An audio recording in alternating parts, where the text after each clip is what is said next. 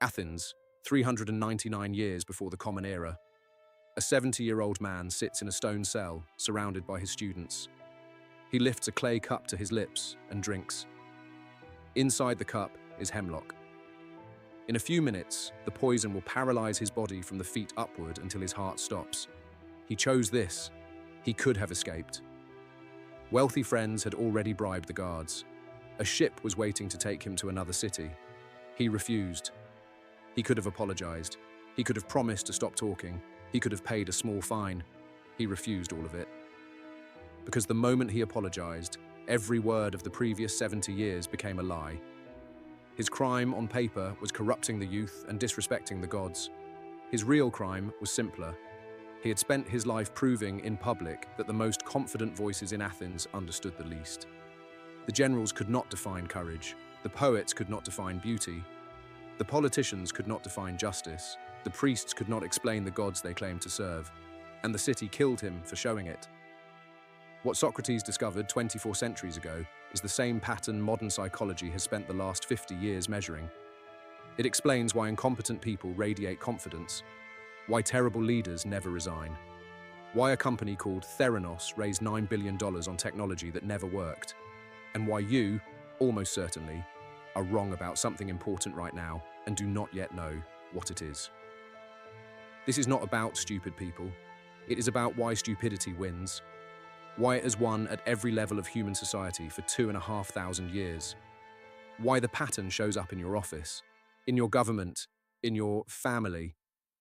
In the comment sections you scrolled past on the way here, by the time we are done, you will see this pattern everywhere, in your office, in the news cycle you scroll through tomorrow morning, in the next conversation you have at dinner, and, if you are honest, in yourself. You will understand 6 mechanisms that explain why this keeps happening. You will recognize them the next time an obviously incompetent person gets promoted over someone better. You will understand why you cannot argue them out of their certainty, no matter how good your reasoning is. You will see why the systems around you are not broken. They are doing exactly what they were built to do. And you will know the one question Socrates died asking, which is the only defense anyone has ever found against ending up like them. The first reason has nothing to do with character. It is metabolic. Your brain is 2% of your body weight. It burns 20% of your body's energy. And the vast majority of that energy goes to the higher cognitive functions: abstract reasoning, critical analysis, pattern recognition, the work of actually thinking. Schopenhauer noticed this without needing the neuroscience. He observed that most people avoid thinking whenever possible, not because they are immoral, but because thinking is work. It is easier to absorb what you are told, easier to repeat what everyone around you believes, easier to follow what the group does. This is not laziness in the moral sense, it is energy conservation in the biological sense. Consider the evolutionary maths. The ancestor who spent 3 hours weighing every possible interpretation of a rustle in the grass starved while thinking. The ancestor who just did what everyone else did, ran when they ran, ate what they ate, believed what they believed, survived long enough to reproduce. Natural selection never favored deep thinkers, it favored energy-efficient followers. And that is exactly the species we became. Socrates saw the same pattern from the philosophical end. He spent his life walking up to people who claimed to know things and asking them simple questions. The craftsman who claimed to understand virtue because he was good at making shoes. The politician who claimed to understand justice because he won elections. The priest who claimed to understand the gods because he performed the rituals. None of them had ever examined their beliefs. They had inherited them, absorbed them, repeated them so often that familiarity had quietly become understanding. Socrates called this false knowledge, the illusion of comprehension without the substance of it, and he could collapse it in 5 minutes of conversation. But here is the part that matters for our purposes. Athens did not thank him. Athens killed him. Because thinking is uncomfortable, and the comfortable false knowledge of the crowd is more pleasant than the discomfort of genuine inquiry. 2,400 years later, nothing has changed. The default state is not thought. The default state is repetition. Thinking is the costly exception, and like every costly thing, the system uses it sparingly. If you do not see this mechanism, you will keep wasting energy trying to wake up people who are not asleep. They are running the species default. Watch for the moment in any conversation when someone visibly stops engaging with a hard idea and pivots to something easier. That is the calorie budget closing in real time. That is reason 1. Thinking burns calories. Stupidity is cheap. The biology favors the cheaper option. January 6th, 1995, Pittsburgh. A man named MacArthur Wheeler walks into 2 banks in broad daylight. He does not wear a mask. He does not wear a hood. The only thing covering his face is a coating of lemon juice. He believes the lemon juice will make him invisible to the security cameras. This is not a joke. His IQ tested in the normal range. His logic, in his own mind, was airtight. Lemon juice works as invisible ink. You write with it. You hold the paper to a flame. The message disappears until heat reveals it. So obviously, lemon juice on his face would make his face invisible to the cameras. He had even tested it. He held a Polaroid camera up to his juice-covered face and took a photo. The photo came out blurry. To him, this was conclusive proof. That evening, his face appeared on the 11 o'clock news. The police were knocking on his door within the hour. When they showed him the footage, he stared in genuine disbelief and said, "But I wore the juice." 24 centuries earlier, Socrates had named this pattern. He could not measure it, he could only observe it. The people who knew the least were the most certain. The people who knew the most were the most cautious. And the gap between confidence and competence widened the further down the scale you looked. In 1999, 2 psychologists named David Dunning and Dunning-Kruger finally measured what Socrates had described. They tested participants on logic, grammar, and humor. Then they asked them to estimate how well they had done. The people in the bottom 12% of actual performance rated themselves at the 62nd percentile. One participant scored 0 on a logic test and guessed he had got 80% right. The people in the top 2% underestimated themselves. The result is now known as the Dunning-Kruger effect, and the mechanism is brutal. To recognize that you are incompetent at something, you need the very competence you lack. You need knowledge to see the absence of knowledge. You need skill to recognize the gap in skill. Wheeler could not spot the flaw in his lemon juice theory because spotting that flaw required an understanding of physics and photography he did not possess. This is not a story about one man. This is the operating system of human confidence. The general who has never lost a battle thinks he understands war. The investor who got lucky in one bull market thinks he understands markets. The politician who won one election thinks he understands governance. The pundit who guessed right once thinks he understands the future. The less you know, the smaller the room of your own ignorance feels. And in that small room, confidence echoes loudly. If you do not see this mechanism, you will keep waiting for the obviously incompetent person at the top of your company, your government, your industry, to realize they are out of their depth. They will not. The architecture of the human mind is what stops them. The next time someone speaks with absolute certainty about a complicated subject, listen for whether they ever use the words, "I do not know." If they never do, that is your signal. That is reason 2. The architecture of the human mind makes certainty inversely proportional to competence. The loudest voices are not lying. They genuinely cannot see what they do not know. Hannah Arendt spent the years after the Second World War sitting in courtrooms watching Nazi officers testify about their roles in the Holocaust. She expected to see monsters, sadists, people who took visible pleasure in cruelty. What she found was more disturbing. She found ordinary people who had stopped thinking. She called it the banality of evil, and the phrase has been quoted so often that its real weight has worn off. So let us put it back. Arendt's argument was not that these men were good people who did bad things. It was that they were not really people in any moral sense at the moment they did the bad things. They had surrendered the one thing that distinguishes a person from a process. They had stopped asking, "Should I be doing this?" They followed orders. They executed procedures. They filed paperwork. They went home to their families and slept well, because at no point did they pause to examine what they were participating in. Arendt wrote that the sad truth is that most evil is done by people who never make up their minds to be either good or evil. They simply obey. And obedience, fundamentally, requires the absence of thought. Because the moment you think about what you're being asked to do, you might refuse. The moment you examine the orders, you might see them as unjust. The moment you question the authority, you might recognize it as illegitimate. So any system that requires obedience must actively select against thinking. It does this without ever announcing what it is doing. It rewards compliance. It punishes questioning. It promotes the executor over the examiner. It calls the executor reliable and the examiner difficult. This is not a description of dictatorships. It is a description of every hierarchical system you have ever worked inside. Look at the people who rise in modern corporations. Is it the employee who flags the inefficient policy, or the employee who executes it without comment? Is it the manager who challenges a bad strategy in the meeting, or the one who delivers it cheerfully to her team? Is it the executive who admits uncertainty, or the one who projects calm command of a situation they do not understand? Hierarchies do not select for the best thinker. They select for the most reliable executor. Over time, generation after generation of hires, this produces leadership layers populated by people whose defining skill is not thought. It is the absence of it.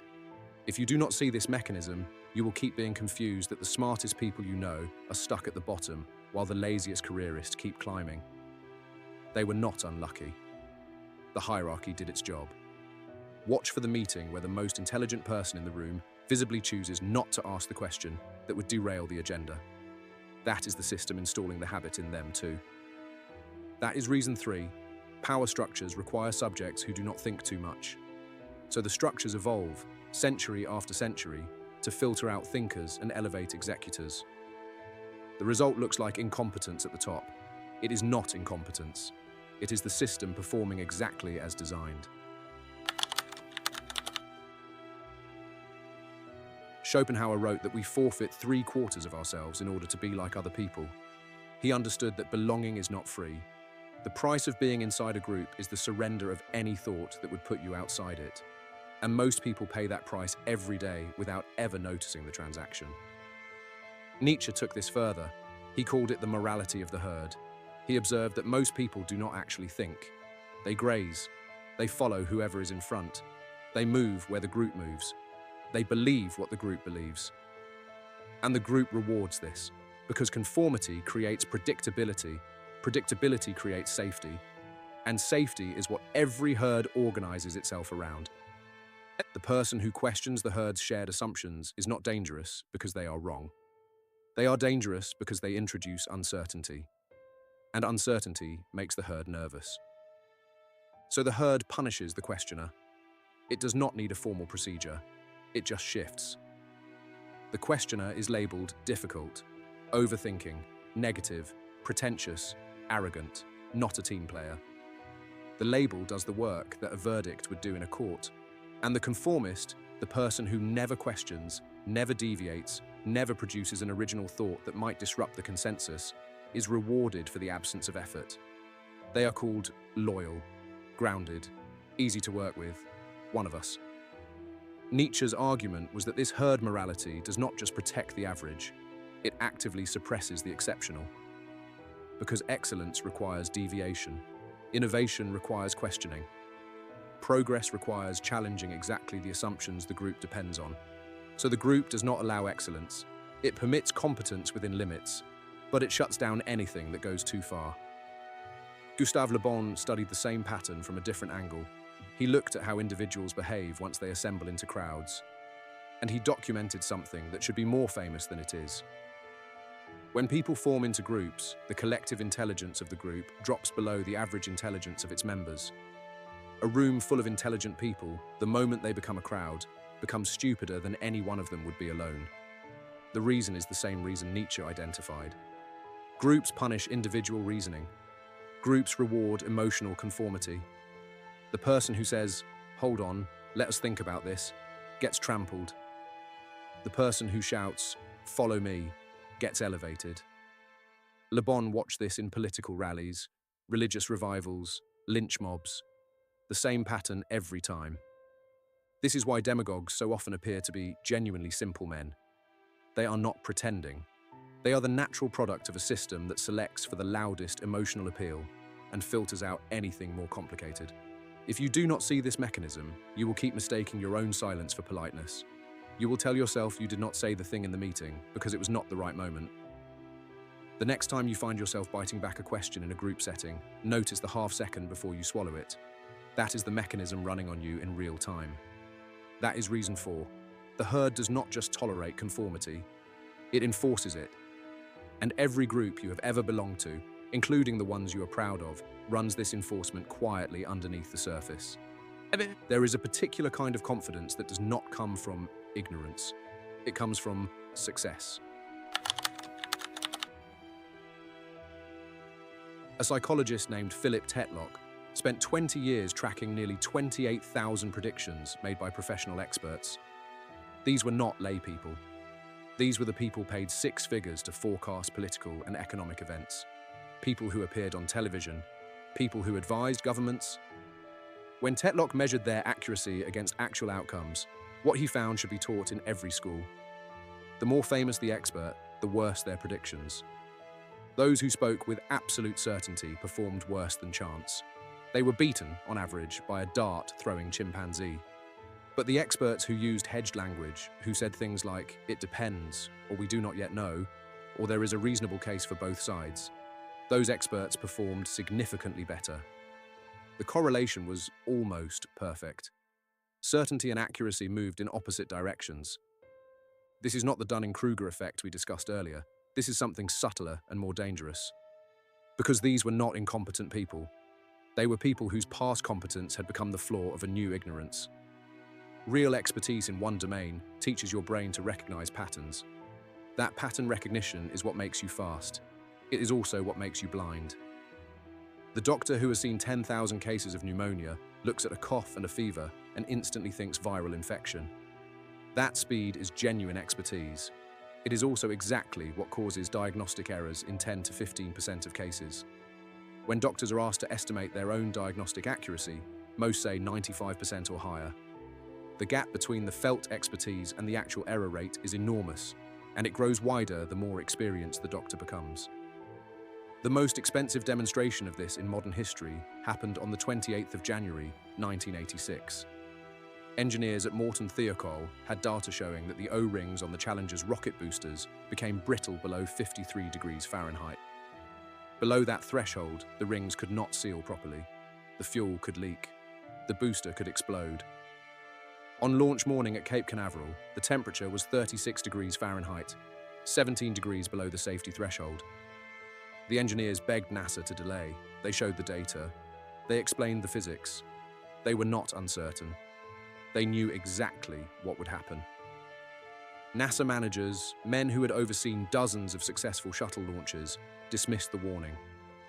They had launched in cold weather before. A few degrees, they reasoned, could not possibly matter. 73 seconds after launch, Challenger exploded on live television. The O-rings had failed exactly as the engineers predicted. 7 astronauts were dead. This was not Dunning-Kruger. The NASA managers were not stupid people. They were highly experienced. That was the problem. Their experience had given them a confidence that the engineers' data could not penetrate. They knew, in the way only experienced people know, that everything would be fine. If you do not see this mechanism, you will keep deferring to people whose track record is exactly the thing that has made them unable to hear new information. Watch for the moment a senior figure dismisses a junior's concern with some version of, "I have seen this before." 7 words. They are sometimes correct. They are also the 7 words that put Challenger in the air. That is reason 5. Experience is not the opposite of ignorance. Experience is its most dangerous costume. The longer someone has been successful, the harder it becomes for them to hear the information that contradicts them. And the systems we build keep promoting these people on the strength of the very experience that is quietly disqualifying them. Elizabeth Holmes stood in front of investors and spoke with a calm certainty about a blood testing technology that would change medicine forever. Her voice did not waver. Her gaze did not break. She held the silence between sentences like someone who already knew how the meeting would end. The technology did not work. It never worked. Not once. But her certainty convinced a former Secretary of State to join her board. It convinced a former Secretary of Defense. It convinced generals. It convinced experienced investors who had made fortunes by being unsentimental about claims like hers. She raised $700 million. At its peak, Theranos was valued at $9 billion. Thousands of patients received test results from machines that did not work. People made medical decisions based on fabricated data. A room full of accomplished, intelligent, skeptical people could not distinguish her confidence from competence. This is the mechanism Socrates identified 24 centuries earlier in the marketplace of Athens. He noticed that the people most confident in their knowledge were the people least equipped to defend it. The craftsman who had mastered one trade believed he understood everything. The politician who had won one election believed he understood all of governance. Their confidence did not come from knowing more. It came from never having been challenged hard enough to see what they did not know. Holmes did not invent the technique. She perfected the modern version of it. The reason this works on otherwise smart people is straightforward. To detect a confident liar, you need expertise in the thing they are claiming. The investors in the Theranos boardroom did not have backgrounds in hematology, microfluidics, or laboratory medicine. They had backgrounds in business, government, and capital. Brilliant in their own fields, helpless outside them. So they did what every human brain does in the absence of domain expertise. They used confidence as a proxy for competence. Confidence is a very fast signal. Competence is a very slow one. The brain, evolutionarily, was built to choose the fast signal because the slow one took too long to save you from the thing in the grass. This is why performers of certainty rise so reliably in every field. The politician who hedges loses to the one who promises. The expert who admits uncertainty loses airtime to the one who delivers a clean opinion. The executive who says, "I do not know, we should look into it," loses the room to the one who says, "This is what we do." The people who actually know what they are talking about almost always speak more cautiously than the people who do not. Tetlock's data confirmed it. Socrates demonstrated it. Theranos proved it cost real lives. If you do not see this mechanism, you will keep handing your trust to confidence because you do not yet have a way to tell it apart from competence. Watch what happens in a meeting when someone says, "I do not know, let me look into it." Count the seconds before someone else fills the silence with false certainty. That is the mechanism choosing the room for you. That is reason 6. We have built a civilization that rewards the performance of certainty and punishes the honest admission of doubt. So the people who can perform certainty most fluently keep rising, regardless of whether they have anything underneath the performance. 6 mechanisms. One pattern that has been running for 2,500 years. The question now is whether there is anything you can actually do about it. There is one thing. It is the same thing Socrates discovered in Athens, and it is the reason they killed him. Socrates did not write anything down. Everything we know about him comes from students who were so transformed by his questions that they spent their own lives preserving the method. The method had no doctrine, no school, no prescribed beliefs. It was one move, repeated infinitely. He asked questions until the person he was talking to reached a state he called aporia, the moment of recognition. The point at which the person realized they did not actually know what they had been claiming to know. The brain treats this moment like physical pain. It is humiliating.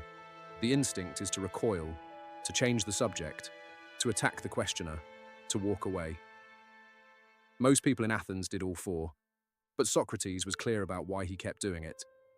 Aporia is not the end of knowledge. It is the only honest beginning of it. You cannot learn while you are certain you already know. You cannot examine a belief you have not first admitted you might be wrong about. You cannot improve a judgment you are not willing to question.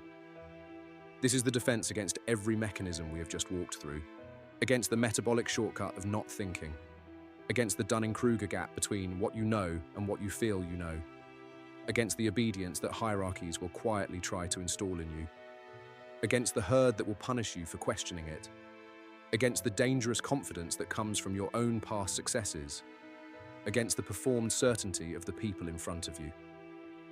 The defense is the same in every case. It is one question, asked of yourself, before you ask it of anyone else. What would have to be true for me to be wrong about this? Not about something easy, not about a position you already half doubt. about the belief you would defend most aggressively in an argument tomorrow, the one that feels obviously correct, the one your certainty is loudest on. That is the one most likely to be your version of the lemon juice. If you cannot articulate the strongest case against your own position, you do not understand the position. You are performing certainty in exactly the way Theranos performed certainty in front of a board of distinguished men who could not tell the difference. The only difference between you and MacArthur Wheeler is that nobody has shown you the footage yet. When Socrates was offered a fine instead of execution, he refused. When friends arranged his escape, he refused. He stayed in the cell, drank the poison, and used his last conscious hours continuing to ask questions of the people around him. He chose death over the one thing he had refused for 70 years. He refused to pretend he was certain about something he was not. He refused to perform a confidence he did not feel. And the city killed him for it. This is the only defense that has ever worked. The question that got Socrates killed is the same question you're going to have to ask yourself, repeatedly, for the rest of your life, if you want any chance of not becoming the pattern you have spent the last half hour recognizing in everyone else. What would have to be true for me to be wrong about this? Most people will never ask it. The biology, the systems, the hierarchies, the herd, the rewards, all push the other way. But you are still here, so you have a choice the rest of them do not. 6 mechanisms, 1 pattern. Stupidity is not an accident of nature. It is the predictable output of a system that rewards confidence over competence, conformity over examination, certainty over truth. It is why the loudest people in the room almost always know the least. It is why incompetent leaders never resign. It is why companies built on lies can raise billions before anyone notices. It is why the city you live in, the country you live in, the conversations you have every day are quietly shaped by people who are absolutely certain about things they do not actually understand. Socrates saw this pattern and tried to interrupt it. The people he interrupted killed him for it. 24 centuries later, the pattern is still running. You are inside it right now. So is everyone you know. The question he asked, the one that cost him his life, is the only thing that has ever made a dent in it. So here is the practice. This week, pick one belief you hold strongly. Find the most intelligent person who disagrees with it. Read them carefully. Listen to them carefully. Until you can argue their case better than they can. Then decide whether you still believe what you believed. Most people will not do this. The biology will not let them. The herd will not let them. Their own certainty will not let them. The 6 mechanisms will close in around them within a day of leaving this conversation, and within a week they will be exactly where they were before.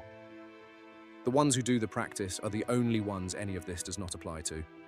If this is the kind of thinking you came here for, subscribe. The Dark Playbook goes deep on the philosophy and psychology behind how humans actually behave, every week. Not how we wish we behaved, how we actually do.